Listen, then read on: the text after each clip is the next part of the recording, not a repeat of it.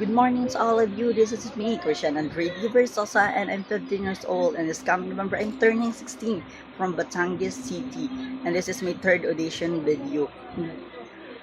Hindi nga tayo, sorry guys, dahil hindi tayo nakapunta sa face-to-face audition kasi nga medyo naging busy tayo. But this is a right time para tayo ay mag-video ulit, and this is the vacant time para tayo makapag-video. Kaya ginawa ko agad ko. At bakit nga ba?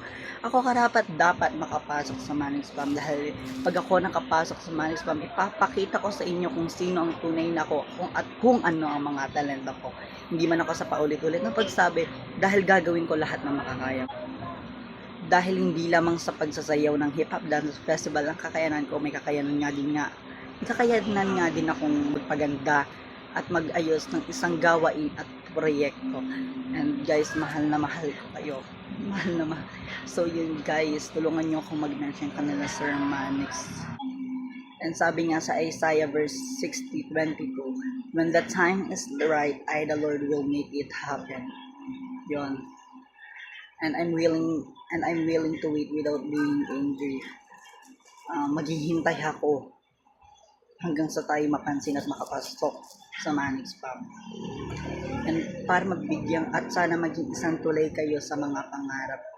At alam niyo ba kung bakit gusto ko din makapasok sa Manix Spam? Para maranasan niyo at maipadama ko sa inyo kung gano'ng kasarap kasama isang Batanggenyong katulad ko. Ganon.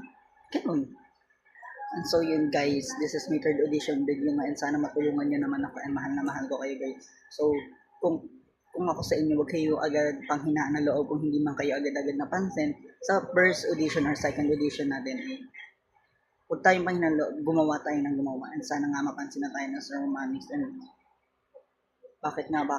Karapat dapat, yun na nga, karapat dapat ako dahil papakita ko sa inyo kung sino ang tunay na ako, dahil mahal na mahal ko kayo. And so yun guys,